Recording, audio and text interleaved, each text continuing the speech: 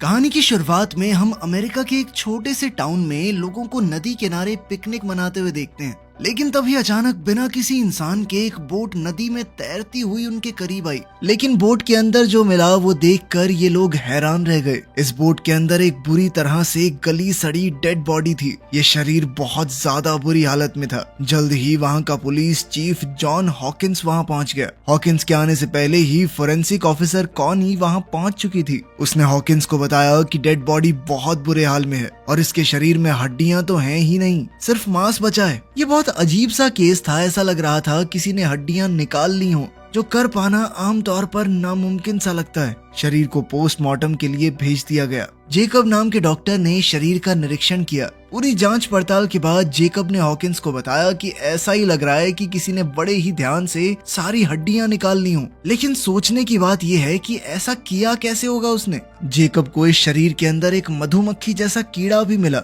इस कीड़े को जेकब ने एक जार में बंद कर दिया था। हॉकिंग ने कॉनी को ये जार दिया ताकि इसे ध्यान से रख दिया जाए। हो सकता है ये सबूत के तौर पर काम आ जाए और मौत के कारण का पता लगाया जा सके। जल्द ही कॉनी को इस आदमी का नाम पता चला। इस आदमी का नाम था डॉक्टर कोल पार्सन्स। वो एक साइंटिस्ट है जो लगभग 1 साल पहले यहाँ रहने आया था। उन्हें इस आदमी का वॉलेट और कुछ सामान बोट पर ही मिला। वो पहले ही यूनिवर्सिटी में एक प्रोफेसर हुआ करता था, लेकिन फिर उसने सब कुछ छोड़ दिया और अकेले जाकर नदी के किनारे रहने लगा, जंगल के बीचों बीच। हॉकिंस को इस केस की अच्छे से जांच करने के लिए उस आदमी के घर जाना होगा। इसके बाद हम मैग नाम की एक लड़की को देखते हैं जो कि हॉकिंस की एक्स गर्लफ्रेंड है। मैग पुलिस के लिए जंगल की गाइड के तौर पर काम करती थी। हॉकिंस ने मैग से मिलकर इस केस के बारे में पूरी जानकारी दी। मैग उस साइंटिस्ट को जानती थी। लगभग 1 साल पहले मैग ने उस साइंटिस्ट की कुछ सामान लाने में मदद भी की थी। वो जानती थी कि ये साइंटिस्ट किसी एक्सपेरिमेंट पर काम कर रहा है, लेकिन इस एक्सपेरिमेंट के बारे में ज्यादा कुछ नहीं पता उसे। हॉकिंस ने मैग को अपने साथ चलने के लिए कहा ताकि इस केस की अच्छे से छानबीन हो सके, और मैग इसके लिए तुरंत मान भी गई।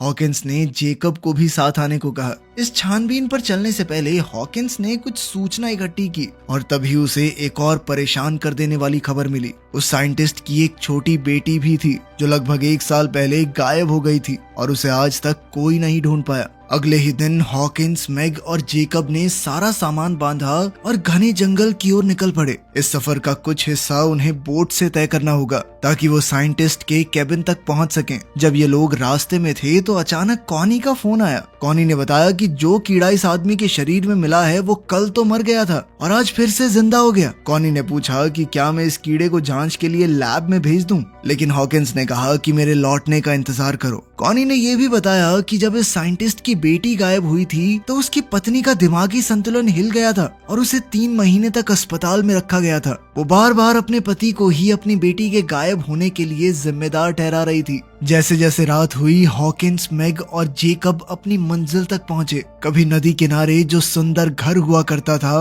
वो अब एक डरावना अकेला कैबिन बन चुका है जहां कोई नहीं आता जाता, किसी तरह का कोई रखरखाव नहीं है। मैग ये देखकर बहुत दुखी हुई क्योंकि जब 1 साल पहले वो यहाँ आई थी तो ये जगह बहुत खूबसूरत थी। हॉकिंस ने मैग और जेकब को बाहर रुकने को कहा और उसने पहले अंदर जाकर देखा कि वहाँ कोई खतरा तो नहीं है। उसने आवाज भी लगाई कि शायद अंदर कोई हो, लेकिन ये जगह पूरी तरह तहस नहस हो चुकी थी। सारा सामान, फर्नीचर इधर उधर बिखरा हुआ था और ये तो देखकर ही पता चल रहा था कि यहाँ काफी समय से कोई नहीं रह रहा। जब हॉकिंस ने इस जगह की छानबीन शुरू की तो उसे कुछ अजीबोगरीब चीजें मिली, जैसे अजीब तरह से हिलती हुई छत, जिसे देखकर ऐसा लग रहा था मानो वो जिंदा हो। जल्द ही हॉकिंस को एक कमरा मिला जिसका दरवाजा बहुत अच्छी तरह से बंद किया गया था। उसने अभी के लिए ये दरवाजा नहीं खोला और बाहर मैग और जेकब को बुलाने गया।